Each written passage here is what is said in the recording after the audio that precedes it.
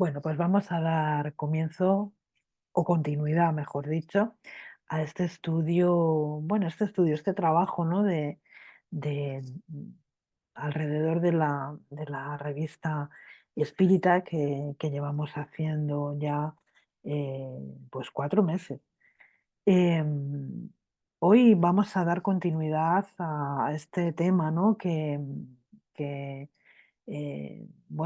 que nos trajo o atrajo nuestra curiosidad, ¿no? Que son estas comunicaciones acerca de la vida en Júpiter. Unas comunicaciones muy interesantes y además sorprendentes, ¿no? Que ya en su época pues causaron un impacto importante, no solamente en aquellos que creían en los espíritus, sino sobre todo, por supuesto, en aquellos que no creían en los espíritus y que veían en ellas pues una extravagancia, producto de la imaginación, producto de la fabulación, ¿no? de los medios. En cualquier caso, como vamos a ver, vamos a encontrar varios de estos artículos recogidos en la obra de Kardec, ¿no? Hoy nos vamos a centrar en los que vamos a encontrar en la revista de agosto de 1858. Vamos a hablar de las observaciones sobre los dibujos de Júpiter por un lado, y por otro lado vamos a hablar de las viviendas del planeta Júpiter. Hemos hablado muchas veces, ¿no? De esos dibujos, de la casa de Mozart, de la casa de Zoroastro, etcétera, etcétera. Pero antes de nada vamos a ver un poquito, muy, muy, muy por encima, esta persona, este hombre que fue Victorien Sardou. Bueno, él nace en París el 5 de septiembre de 1831, desencarna el 8 de noviembre de 1908 y va a ser un famosísimo dramaturgo y comediógrafo francés. Eh, bueno, por hablar un poquito de su biografía, él nace en una familia bastante acomodada, que bueno, pues se ve abocada a la ruina teniendo que abandonar su región para emigrar a París. Él en aquel entonces está estudiando medicina, tiene que dejar la medicina y va a dedicarse en esos primeros años en París, pues fundamentalmente a ofrecer clases, porque era un hombre pues muy, muy ilustrado, además de un magnífico escritor de obras de teatro, que era su verdadera pasión. Bueno, él va a recibir reconocimientos de parte del Estado francés, y entre ellos pues, va a ser elegido como miembro de la Academia Francesa en 1877. Va a mantener una amistad con Alejandro Dumas hijo, y va a moverse, ¿no? en este mundo del teatro. Hay que decir, a la hora de hablar de estos dibujos, que los espíritus eh, van a hacer para nosotros, ¿no? De estas casas, de los animales, incluso hay dibujos de los animales, hay dibujos de la naturaleza en Júpiter, que él no era dibujante, él no sabía dibujar, ¿no? Y que tiene 27 años cuando va a recibir estos dibujos, porque él va a pertenecer a la Sociedad Parisienne de Estudios Espíritas, ¿no? Va a ser uno de los medios que va a trabajar con Allan Kardec. Bueno, él fue muy prolífico, como podéis ver aquí, en cuanto a lo que se refiere a obras de teatro. Escribió eh, muchísimas, de, muchísimas obras de teatro que fueron llevadas a los mejores teatros de París, a los mejores teatros de Francia, pero hay uno que va a destacar por encima de todos, ¿no? Porque Sardou es autor del drama Spiritisme, que es un drama en 3 actos y que va a ser estrenado el 8 de febrero de 1897 por una de las actrices más famosas de la época, ¿no? ¿Quién no ha oído hablar de Sarah Bernhardt, ¿no? Sarah Bernhardt va a estrenar esta obra en el Teatro del Renacimiento, eh, Renaissance, en París. Bueno, pues esto es un poco poneros en antecedentes sobre quién era Victorian Sardou y qué tiene que ver en todo esto de las casas de Júpiter. Pero vamos al primer artículo. El primer artículo que aparece en esta revista de agosto de 1858 se va a llamar Observaciones sobre los dibujos de Júpiter. Y vamos a ir leyendo porque a mí me parece que es muy interesante. En este artículo eh, Allan Kardec dice que, bueno, habla sobre la autenticidad de estas descripciones, ¿no? Por ese mismo, porque se habría puesto en duda la veracidad o no de las mismas, si era, como he dicho antes, una fabulación, si era, en fin, cuestión de la imaginación de estos medios, de Victorien Sardou, entre otros, ¿no? Y Allan Kardec dice que cualquiera que fuera la opinión de aquellos que podrían acusarnos de ocuparnos de lo que sucede en los mundos desconocidos, mientras que hay tanto que hacer en la Tierra, pues él dice que ruegan, que piden a los lectores de la revista que no se pierda de vista el objetivo de estos estudios, ¿no? Así como lo anuncia nuestro título. Y dice Allan Kardec que es ante todo el estudio de los fenómenos y que desde ese enfoque, desde ese punto de vista, pues no hay que descuidar ningún detalle, ¿no? Ya sabemos del extremo cuidado que Allan Kardec ponía en cada estudio, en cada cosa, en cada comunicación, en cada revelación, en cada cuestión que tenía que ver con los espíritus. Ahora bien, dice Allan Kardec, como hecho de manifestaciones, pues estos dibujos son de los más notables, precisamente por eso, por lo que hemos dicho, porque el autor no sabe dibujar, no sabe grabar y el dibujo que ofrecemos, que lo vamos a ver luego, ha sido grabado por él en agua fuerte, sin modelo ni ensayo previo en 9 horas. Es decir, fijaros el tiempo que le llevó a Victorien Sardou traducir en una imagen esto que tiene que ver con las casas de Júpiter a través también, ¿no? de ese contacto que mantuvo, entre otros, con el espíritu de Palissy. Y dice, incluso, aun suponiendo que ese dibujo fuera la fantasía del espíritu que lo ha hecho trazar, Allan Kardec nos señala que ese solo hecho que es el de su ejecución, ya es un hecho digno de atención y que por esa misma razón merece la compilación, en estas compilaciones de la revista Espírita, pues darlo a conocer, ¿no? Así como la descripción que sobre el mismo ha sido dada por los espíritus, que luego vamos a ver, no solo para satisfacer la vana curiosidad de las personas fútiles, sino como ese tema de estudio, ¿no? Para las personas serias que quieren profundizar en todos esos misterios de la ciencia espírita. Es decir, vamos a dejarnos de banalidades y vamos a centrarnos en lo que es el fenómeno, en la producción fenoménica, en cómo se produce, porque eso ya en sí mismo es objeto de nuestro estudio, ¿no? Es causa de nuestra observación. Y continúa diciendo, se estaría en un error si se creyera que hacemos de la revelación de los mundos desconocidos el objeto capital de la doctrina. Es decir, no tiene como objeto hacernos creer o hacernos estas revelaciones sobre que existe la vida en otros mundos, también, bueno, pues excitando nuestra vana curiosidad sobre cómo sería esa vida. No es ese el objetivo, ¿no? Pero obviamente es un complemento útil, como él dice, para el propio estudio y para ellos, o para todos nosotros, ¿no? Porque para ellos el objetivo principal de todo esto es la enseñanza moral, ¿no? Como el propio Kardec dice. Y dice, y en las comunicaciones del más allá buscamos sobre todo lo que puede esclarecer a la humanidad y conducirla al bien, único medio de asegurar su felicidad en este mundo y en el otro. ¿No se podría decir lo mismo de los astrónomos que también sondan los espacios y preguntarse en qué puede ser útil para bien de la humanidad saber calcular con una precisión rigurosa la parábola de un astro invisible? No todas las ciencias tienen, pues, un interés eminentemente práctico y, sin embargo, no viene al pensamiento de nadie tratarlas con desdén, porque todo lo que ensancha el círculo de las ideas contribuye al progreso. Y termina diciendo, lo mismo sucede con las comunicaciones espíritas, aun cuando salen del estrecho círculo de nuestra personalidad, es decir, cuando recibimos informaciones eh, que bueno, en un momento dado podemos considerar accesorias, pero que no lo son tanto desde el punto de vista del fenómeno, ¿no? Y aquí vemos este dibujo que Victorian Sardou tardó 9 horas en producir, ¿no? Que es esta vista frontal de la casa de Mozart, ¿no? Que es el primer dibujo que recibe. Bueno, pues a colación de todo esto viene este segundo artículo del que vamos a hablar hoy.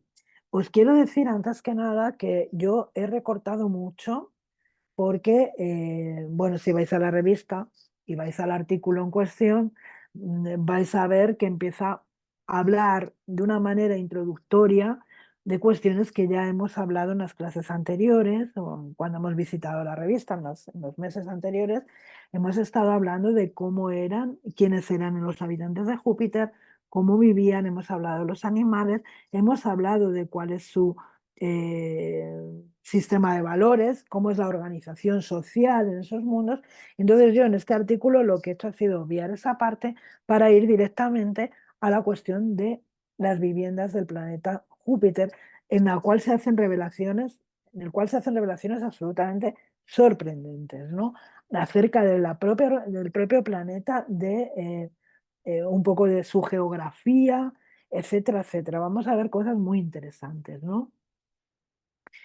Y dice aquí Victorian Sardou, quien escribe esta parte, que un gran motivo de asombro para ciertas personas, convencidas además de la existencia de los espíritus, dice, no voy a ocuparme de las otras, porque los que no creen, pues no creen, es que estos tengan, como nosotros, sus viviendas y ciudades. No me han evitado críticas. Casas de espíritus en Júpiter, qué broma. Broma si así lo desean, yo no tengo nada que ver con eso.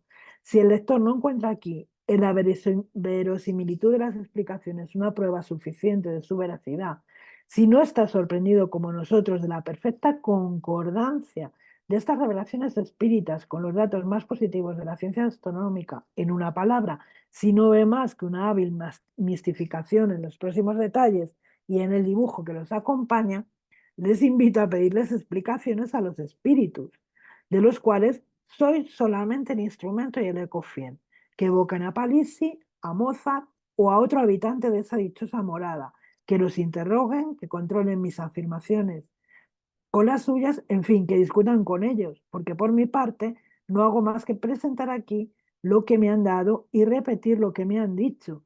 Y por este papel absolutamente pasivo me creo al abrigo de la censura como también del elogio. Fijaros qué importante, ¿no?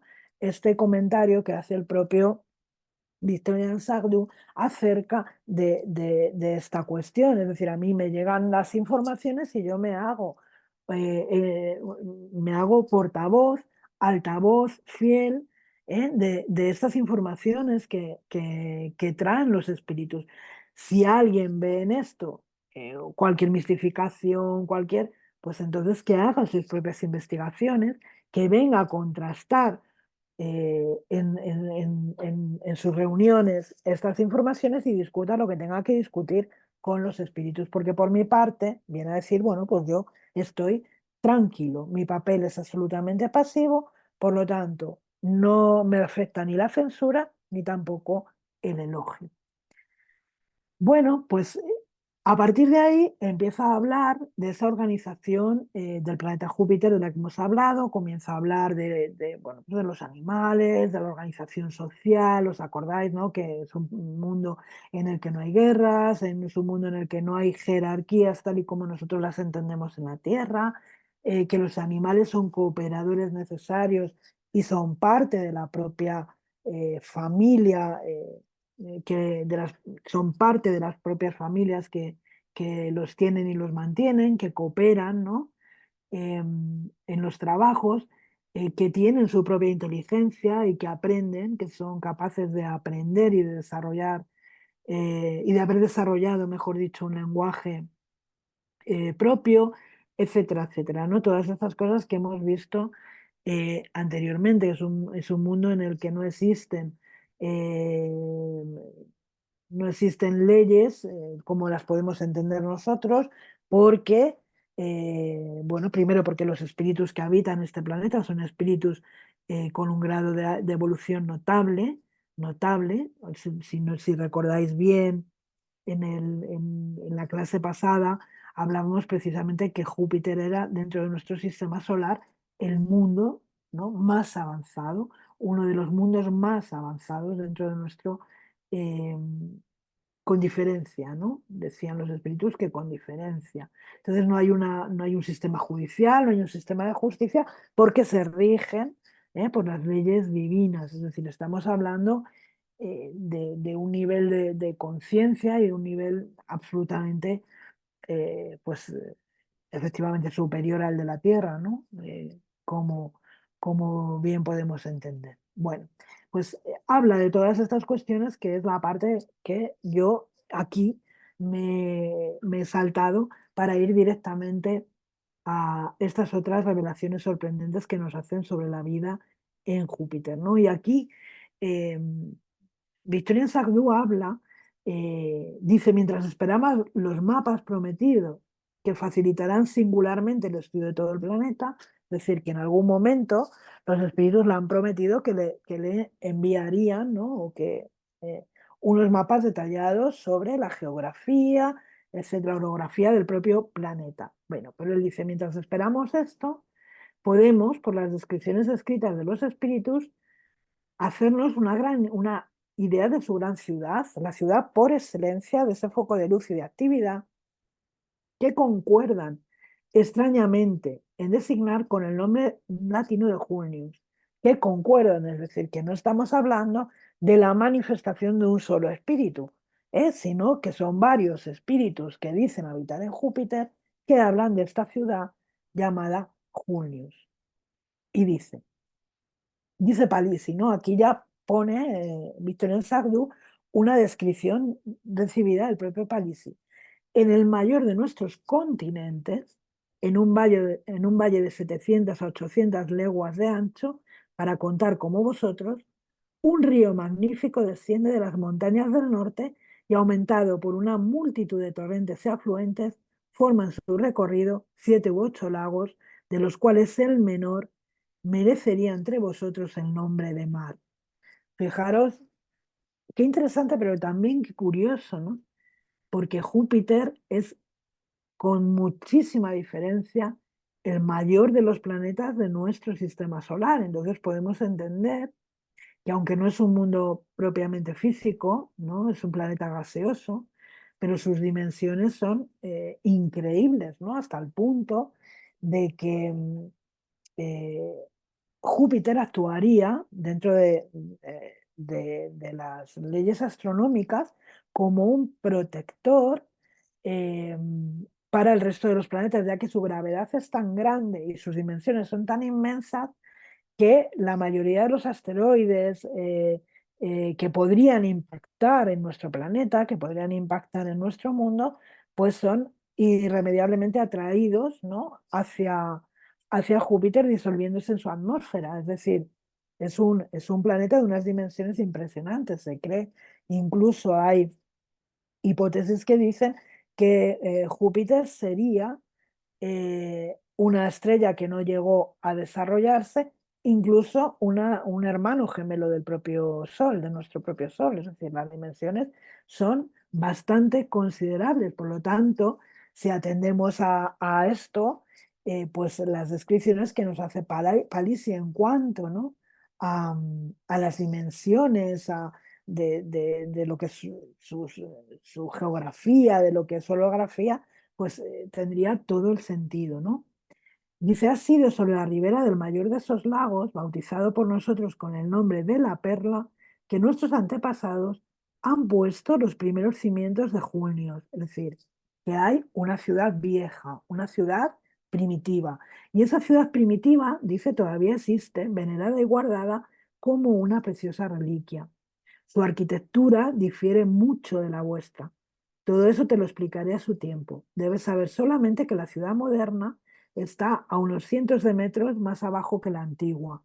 El lago, situado en las montañas altas, se vierte en el valle en 8 cataratas enormes que forman otras tantas corrientes aisladas y dispersas en todos los sentidos. Con la ayuda de esas corrientes, nosotros mismos hemos cavado en la llanura una multitud de arroyos, canales y estanques, reservando la tierra firme solo para nuestras casas y nuestros jardines. De eso resulta una especie de ciudad anfibia como vuestra Venecia, y de la cual no se podría decir a primera vista si está construida en tierra o en agua. Hoy nada te digo sobre los 4 edificios sagrados construidos en la propia vertiente de las cataratas, de manera que el agua brota a raudales de sus pórticos. Son estas las obras que os parecerían increíbles por su grandeza y audacia. Fijaros qué descripción tan detallada, tan bonita, que nos hace de esa ciudad, que nos hace de estos edificios sagrados, ¿no? De los cuales eh, los pórticos, de los propios pórticos manan esas cataratas, ¿no? Que además, muy curiosamente, hemos podido ver representados en algunas películas eh, que a mí me vienen ahora a la mente. Pero vamos a seguir. Es la ciudad terrestre que describo aquí, la ciudad de cierto modo material, la de las ocupaciones planetarias, en fin, la que llamamos ciudad baja. Esta tiene sus calles, o mejor dicho, sus caminos trazados hacia el servicio interior. Tiene sus plazas públicas, sus pórticos, sus puentes tendidos sobre los canales para el pasaje de los servidores. Pero la ciudad inteligente, la ciudad espiritual, en fin, la verdadera Julio, no está en el suelo, sino que es necesario buscarla en el aire. Es decir, que esta ciudad estaría dividida, por así decirlo, en 2 ciudades, la ciudad baja, para aquellos habitantes que ellos llaman servidores, que podrían ser espíritus quizá menos evolucionados dentro de su evolución, y esta ciudad espiritual, que es la verdadera Junius, ¿no? Que estaría suspendida en el aire. Y continúa diciendo que el cuerpo material, fijaros, el cuerpo material, es decir, más materializado de los animales, incapaces de volar, precisa de tierra firme. Pero lo que nuestro cuerpo fluídico luminoso requiere es una vivienda aérea como él, es decir, casi impalpable y móvil a merced de nuestra voluntad, ¿no? Esto nos recuerda un poco a las ciudades espirituales que son descritas por otros autores, incluso a las colonias que están en movimiento, ¿no? Que van cambiando en virtud de la voluntad de los espíritus que las dirigen, ¿no? Según las necesidades. Yo ahí lo dejo para mayores esclarecimientos, si caben. Y continúa diciendo, nuestra habilidad ha resuelto ese problema con la ayuda del tiempo y de las condiciones privilegiadas que el gran arquitecto nos había dado. Bien comprendes que esta conquista de los aires era indispensable a espíritus como los nuestros, es decir, espíritus que no necesitan ya de esa parte tan material, sino que por su evolución, que por su cuerpo fluídico, ¿no? Por su densidad, no necesitan estar pegados a un suelo físico, no necesitan ya de esa materia física porque pueden desplazarse de otro modo, como ya vimos, ¿no? Que se desplazaban por el aire, que no había un lenguaje articulado, que había todas estas cosas que ya vimos anteriormente, ¿no? Bueno, y ahora relata que los días son de 5 horas y las noches también, ¿eh? Pero dice, todo es relativo. Y para seres prontos a pensar y a obrar como nosotros, para espíritus que se comprenden por el lenguaje de los ojos y que se saben comunicar magnéticamente a la distancia, nuestro día de 5 horas ya igualaría en actividad a una de vuestras semanas. ¿Eh? ¿Por qué? Porque el tiempo ya no existe, ya no se mide de la misma manera, ¿no? En este lugar. Esto era aún muy poco, en nuestra opinión, y la inmovilidad de la morada, el punto fijo del hogar, era una traba para todas nuestras grandes obras. Hoy, por el desplazamiento de esas moradas de pájaros, por la posibilidad de transportarnos a nosotros y a los nuestros a cualquier lugar del planeta y a cualquier hora del día que nos plazca, nuestra existencia está por lo menos duplicada y con ello todo lo que puede producir de útil y de grande. Es decir, las casas, los lugares de residencia están constituidos de tal manera que pueden moverse en el aire y pueden cambiar según las necesidades a lo largo del día. Es decir, seguramente visitar otros lugares, visitar otras ciudades, visitar según las necesidades, ¿no? ¿Y esto qué va a hacer? Pues que eh, ese trabajo que ellos desarrollan, ¿no? Porque sabemos que en el mundo espiritual eh, el trabajo es una bendición, como en el plano físico, pero en el trabajo, en el mundo espiritual mucho más, por la comprensión que tienen del valor de las horas, bueno, pues puede producir cosas mucho más útiles, mucho más grandes, ¿no? Que si fuera de otra manera. Muy interesante. Y sigue Palisi hablando, ¿no? Dice, en ciertas épocas del año, en algunas fiestas, por ejemplo, verías aquí el cielo oscurecido por la nube de viviendas que vienen de todos los puntos del horizonte. Es un curioso conjunto de moradas, esbeltas, graciosas y leves, de todas las formas, de todos los colores, equilibradas en las alturas y continuamente a camino de la ciudad baja hacia la ciudad celestial. Algunos días después el vacío se hace poco a poco y todos esos pájaros vuelan, ¿no? Todas esas casas desaparecen, ¿no? Nada falta de esas moradas flotantes, ni siquiera el encanto del verdor y de las flores. Es decir, que las casas tienen sus propios jardines, incluso, aunque sean estas casas móviles suspendidas en el aire. Hablo de una vegetación inaudita entre vosotros, de plantas, incluso de arbustos, que, por la naturaleza de sus órganos, respiran, se alimentan, viven y se reproducen en el aire. Fijaros qué interesante, ¿no? Y qué bonito. Nosotros tenemos, dice el mismo espíritu, esas matas de flores enormes de las cuales vosotros no podríais imaginar las formas ni los matices, y con una fineza de textura que las vuelve casi transparentes. Balanceadas en el aire, donde anchas hojas las sostienen, y dotadas de zarcillos parecidos a los de la vid, se reúnen en nubes de 1000 tonos o se dispersan al capricho del viento, preparando un espectáculo encantador a los transeúntes de la ciudad baja. Imagina la gracia de esas balsas de verdor, de esos jardines flotantes, que nuestra voluntad puede hacer o deshacer, y que algunas veces duran toda una estación. Amplios conjuntos de lianas y de ramas floridas se destacan de estas alturas y penden hasta el suelo. Enormes racimos se agitan expandiendo sus perfumes y sus pétalos que se deshojan. Los espíritus que atraviesan el aire se detienen a su paso. Es un lugar de reposo y de reencuentro. Y si se quiere, un medio de transporte para terminar el viaje sin fatiga y sin compañía. Qué bonita esta descripción, ¿no? De cómo son esos jardines flotantes de las propias casas, de cómo es la vida vegetal, ¿no?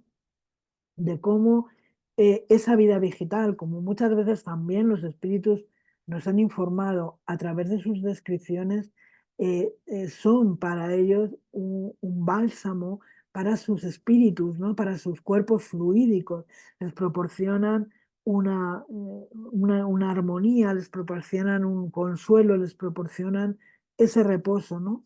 Que muchas veces ellos también de alguna forma necesitan, ¿no? Y dice, sigue diciendo Victoria Saldo, otro espíritu estaba sentado sobre una de esas flores en el momento en que yo le evoqué.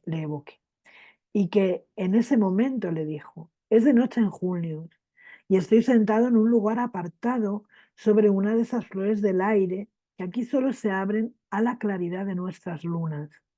Bajo mis pies toda la ciudad baja duerme, pero sobre mi cabeza y a mi alrededor, hasta donde la vista se pierde, solo hay movimiento y alegría en el espacio. Nosotros dormimos poco. Nuestra alma está demasiado desprendida como para que las necesidades del cuerpo sean tiránicas. Y la noche es más bien hecha para nuestros servidores que para nosotros. Es la hora de las visitas y de las largas charlas, de los paseos solitarios, de los ensueños y de la música. Solo veo moradas aéreas resplandecientes de luz o balsas de hojas y de flores que llevan a grupos alegres.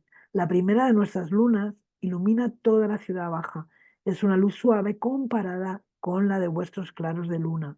Pero al lado del lago, la segunda se eleva y tiene reflejos verdosos que dan a todo el río el aspecto de un gran césped. Es sobre la ribera derecha de este río, cuya agua, dice el espíritu, te ofrecería la consistencia de un leve vapor, que está construida la casa de Mozart, que Palissy ha tenido a bien hacerme dibujar en cobre. ¿Eh? Este es un aspecto también muy interesante del trabajo de Victorien Sardou, y es que muchas veces estos dibujos no eran dibujos, sino que eran cincelados en láminas de cobre, ¿no? Esto es muy interesante porque él no dominaba ninguna de estas técnicas, ¿no? Y dice, solamente doy aquí la fachada sur. La entrada grande está a la izquierda. Sobre la llanura, a la derecha está el río, al norte y al sur están los jardines. He preguntado a Mozart quiénes eran sus vecinos. Arriba y abajo, ha dicho él, hay dos espíritus que tú conoces, pero a la izquierda solo estoy separado por una pradera grande del jardín de Cervantes. Cervantes es uno de los habitantes de este mundo, ¿no? Pero además de Mozart, hay otros espíritus que dicen y manifiestan habitar en este lugar, ¿no? En esta ciudad. En este caso, ¿no? Em, este espíritu está hablando de esa fachada sur, que vamos a ver luego el dibujo, ¿no? Que hizo cincelar en cobre a Victoria del Salvo. Bueno, y aquí describe ya la casa, ¿no? Dice, por lo tanto, la casa tiene cuatro lados como las nuestras. Sin embargo, sería un error hacer una regla general. Está construida con una cierta piedra que los animales sacan de las canteras del norte, cuyo color el espíritu compara con esos tonos verdosos que a menudo toma el azul del cielo en el momento que el sol se pone. En cuanto a su dureza, podemos hacernos una idea por esta observación de Palissy, que ella se disolvería tan rápidamente bajo nuestros dedos humanos como si fuese un copo de nieve, es decir, es un material que entendemos nosotros, ¿no? Desde nuestras cortas entendederas, pues un material fluídico eh, muy suave. Mientras tanto, esta es una de las materias más resistentes del planeta. O sea, lo que para nosotros sería, ¿no? Algo tan sutil que ni siquiera podemos hacernos una idea, para ellos sería todavía una materia dura y resistente. Sobre sus paredes los espíritus han esculpido e incrustado los extraños arabescos que el dibujo busca reproducir. Estos son ornamentos grabados en piedra y luego coloreados o incrustaciones reproducidas en la solidez de la piedra verde a través de un procedimiento que ahora es de gran estima y que conserva en los vegetales toda la gracia de sus contornos, toda la fineza de sus tejidos y toda la riqueza de su colorido. Un descubrimiento agrega al espíritu que haréis algún día y que entre vosotros cambiará muchas cosas. Bueno, pues atención a los arquitectos, ¿no? La gran ventana de está describiendo la casa de Mozart, repito, ¿no? La gran ventana de la derecha presenta un ejemplo de este género de ornamentación. Uno de sus bordes no es otra cosa que una enorme caña de la cual se han conservado las hojas. Sucede lo mismo con el coronamiento de la ventana principal, que toma la forma de claves de sol. Son plantas sarmentosas, enlazadas y petrificadas. Es a través de este procedimiento que ellos obtienen la mayoría de los coronamientos de edificios, rejas, balaustres, etcétera.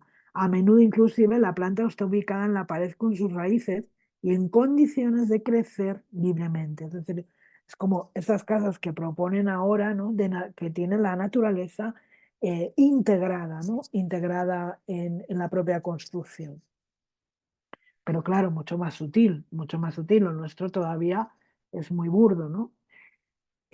Esta crece, se desarrolla, sus flores se abren al azar y el artista no las fija en el lugar, sino cuando han adquirido todo el desarrollo deseado para la ornamentación del edificio. La casa de Palissy está casi enteramente decorada también de esa manera.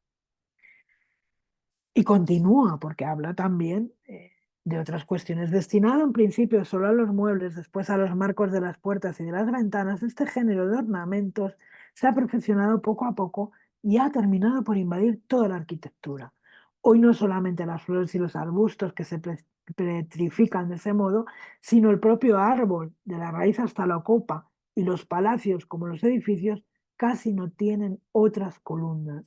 Esto es a lo que yo me refería con esta nueva arquitectura que está surgiendo mucho, ¿no? Sobre todo a partir de, bueno, de este grandísimo problema, ¿no? Que estamos teniendo desde el punto de vista de la ecología, cambio climático, etcétera. Están surgiendo este tipo de propuestas, ¿no? En que la naturaleza quede integrada o la casa quede integrada dentro de la propia naturaleza que la rodea, ¿no? Así que, bueno, pues algo habrá, ¿no? En estas comunicaciones. Una petrificación de la misma naturaleza sirve también para la decoración de las ventanas. Flores u hojas muy grandes son hábilmente despojadas de su parte carnosa, solo queda la nervación de las fibras, tan fina como la más fina muselina. Son cristalizadas y de esas hojas unidas con arte se construye toda una ventana que solo deja filtrar hacia el interior una luz muy tenue, o bien se las recubre con una especie de vidrio líquido y coloreado con todos los matices que se endurece en el aire y que transforma la hoja en una especie de cristal. De la unión de esas hojas en las ventanas resultan encantadores ramilletes transparentes y luminosos. En cuanto a las propias dimensiones de esas aberturas y a mil otros detalles que en un primer momento pueden sorprender, me veo obligada a posponer la explicación. La historia de la arquitectura en Júpiter exigiría un volumen entero. Igualmente, dejo de hablar del moblaje para no detenerme aquí más en la disposición general de las viviendas.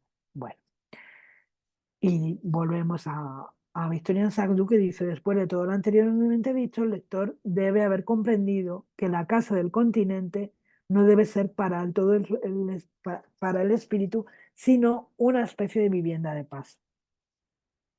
Y habla: la ciudad baja solamente es frecuentada por los espíritus de segundo orden encargados de los intereses planetarios, por ejemplo, de la agricultura o de los intercambios y del buen orden a ser mantenido entre los servidores. También todas las casas que están en el suelo generalmente solo tienen planta baja y primer piso, uno destinado a los espíritus que obran bajo la dirección de su señor y accesible a los animales, el otro reservado únicamente al espíritu que allí solo vive ocasionalmente. Esto es lo que explica el por qué vemos en varias casas de Júpiter, por ejemplo, en esta y en la de Zoroastro, una escalera o incluso una rampa. Aquel que pasa pasando el agua como una golondrina y que puede correr sobre los tallos de trigo sin curvarlos, prescinde muy bien de la escalera y de las rampas para entrar en la casa. Pero los espíritus inferiores no tienen tan fácil el vuelo. Ellos solo se elevan por sacudidas y la rampa no siempre les es inútil. En fin, la escalera es de absoluta necesidad para los animales servidores que caminan como nosotros, es decir, que caminan por el suelo, ¿no? Estos últimos también tienen sus habitaciones y además muy elegantes, que hacen parte de todas las grandes residencias, pero sus funciones los llaman constantemente a la casa del Señor. Es preciso facilitarles la entrada y el trayecto interno. De ahí esas construcciones singulares que por su base se parecen a nuestros edificios terrestres y de los cuales difieren absolutamente en la parte superior. Esta se distingue sobre todo por una originalidad que seríamos incapaces de imitar. Es una especie de flecha aérea que se balancea desde lo alto del edificio por encima de la gran ventana y de su singular coronamiento. Esta frágil gavia, fácil de desplazar, está, entre tanto, destinada en el pensamiento del artista, a no salir del lugar que se le ha designado, porque sin reposar sobre nada en lo alto, completa la decoración y lamento que la dimensión de la plancha no le haya permitido encontrar lugar a la misma, ¿no? Cuando él estaba grabando en la plancha de cobre, no pudo reproducir esta cuestión, ¿no? Es lo que quiere decir Victorian Sagnu. En cuanto a la morada aérea de Mozart, apenas se de constatar aquí su existencia. Los límites de este artículo no me permiten extenderme sobre el asunto. Bueno, aquí vemos eh, un dibujo de, uno de los laterales de la casa que estamos describiendo. Sin embargo, dice: no terminaré sin explicar de paso el género de ornamentos que el gran artista ha elegido para su morada, en la casa de Mozart. Es fácil reconocer en ellos el recuerdo de nuestra música terrestre. La clave de sol, que podemos ver ahí representada en el dibujo, está allí frecuentemente repetida y consta singular nunca la clave de fa. En la decoración de la planta baja encontramos un arco de violín, podéis verlo ahí, también una especie de tiorba o mandolina, una lira y un pentagrama musical, ¿no? Que también podemos ver reproducido en el dibujo. Más arriba se encuentra una ventana grande que vagamente recuerda la forma de un órgano. Las otras tienen la apariencia de notas grandes y las notas pequeñas abundan en toda la fachada, ¿no? como vemos. Sería un error deducir que la música de Júpiter sea comparable a la nuestra y que se escriba con los mismos signos. Mozart se ha explicado sobre ello de manera que no deja ninguna duda al respecto, pero en la decoración de sus casas, los espíritus recuerdan de buen grado la misión terrestre que les ha merecido la encarnación en Júpiter y que resume el carácter de su inteligencia. Así, en la casa de Zoroastro, son los astros y el fuego quienes componen la decoración. Y vamos allá. Aquí vemos la casa de Zoroastro, ¿no? Reproducida también en este dibujo de Victorian Sardou. Hay más, parece que ese simbolismo, hay más. Parece que ese simbolismo tiene sus reglas y sus secretos. Todos estos ornamentos no están dispuestos al azar. Ellos tienen su orden lógico y tienen un significado preciso. Pero este es un arte que los espíritus de Júpiter se abstienen en hacernos comprender, al menos por ahora, y sobre el cual no dan explicaciones de buen grado. Nuestros viejos arquitectos también empleaban el simbolismo en la decoración de sus catedrales, ¿no? La torre de Saint-Jacques no es más no es nada menos que un poema hermético, si uno cree en la tradición. Ciertamente, ¿no? Los estudiosos, por ejemplo, que estudian la arquitectura de las catedrales, no solamente de la arquitectura, sino también de los ornamentos, eh, hablan eh, con toda normalidad de la cantidad de símbolos, ¿no?, que hay escondidos en esas construcciones, incluso en pequeñas iglesias románicas, ¿no? Aquí en España tenemos muchas, el propio gótico, ¿no? Es un lenguaje, también una forma de expresión para el alma, ¿no?, de los artistas, y esto lo vemos reproducirse constantemente. Por lo tanto, esto no nos tiene que extrañar, ¿no?, en los mundos superiores. Fijaros ese digamos, homenaje, ¿no?, que estos espíritus hacen de su encarnación en la Tierra, que es lo que les ha procurado esa encarnación nueva en Júpiter, ¿no? Y cómo lo representan en sus casas, e incluso, ¿no?, con ese lenguaje encriptado, ¿no?, de lo que los espíritus parece que, por lo que dice Victorian Sardou, pues no querían hablar, ¿no? Por lo tanto, no hay nada de qué sorprendernos, dice, en la singular decoración arquitectónica en Júpiter. Si esta se contradice nuestras ideas sobre el arte humano, es porque, en efecto, hay todo un abismo entre una arquitectura que vive y que habla y una construcción como la nuestra que nada muestra. Estamos hablando de una arquitectura, o hablan los espíritus, de una arquitectura que está viva, que está cambiante, que es cambiante, ¿no? Con esas plantas incrustadas, esa integración de la naturaleza, la posibilidad de vivir con esos animales, ¿no? Etcétera, etcétera, que hace que sea toda una arquitectura viva, ¿no? En esto, como en otras cosas, sigue diciendo, la prudencia nos preserva de ese error de lo relativo que quiere reducir todas las proporciones y a los hábitos del hombre terrestre. Si los habitantes de Júpiter tuviesen residencias como las nuestras, si comiesen, viviesen, durmiesen y caminasen como nosotros, no habría gran provecho en subir hacia allá. Es porque su planeta difiere absolutamente del nuestro, que anhelamos conocerlo y que soñamos con él como nuestra futura morada. ¿Veis? Aquí tenemos otra representación donde aparecen esas escaleras, donde vemos esa naturaleza absolutamente integrada en la construcción, las rampas, ¿no?, de las que hablaban. Y vamos a ver, esta es la casa también de Zoroastro, ¿eh? Y vamos a ver, aquí no se ve porque esta imagen es muy mala, pero bueno, aquí aparece una construcción y aparece esa naturaleza, ¿no? Esos árboles aéreos, esas plantas aéreas de las que nos hablaba Victoria Sardou.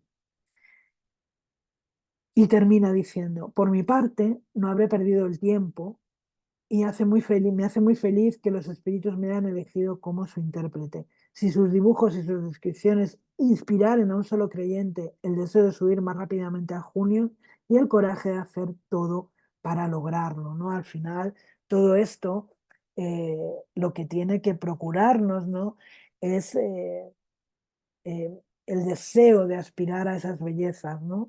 Y de esas bellezas que también, a nuestro modo, a nuestra manera, podemos empezar a plasmar aquí en la tierra en este caso, ¿no? Pues integrando esa naturaleza en nuestra manera de vivir, que es lo que hasta ahora nosotros, ¿no? En este mundo material podemos hacer. Y luego hay una nota de Kardec que termina ya el artículo que dice que el autor, dice Kardec, que el autor de esta interesante descripción es uno de esos adeptos fervorosos y esclarecidos que no temen reconocer abiertamente sus creencias y que se ponen por encima de la crítica de las personas que no creen en nada de aquello que pueda salir del círculo de sus ideas.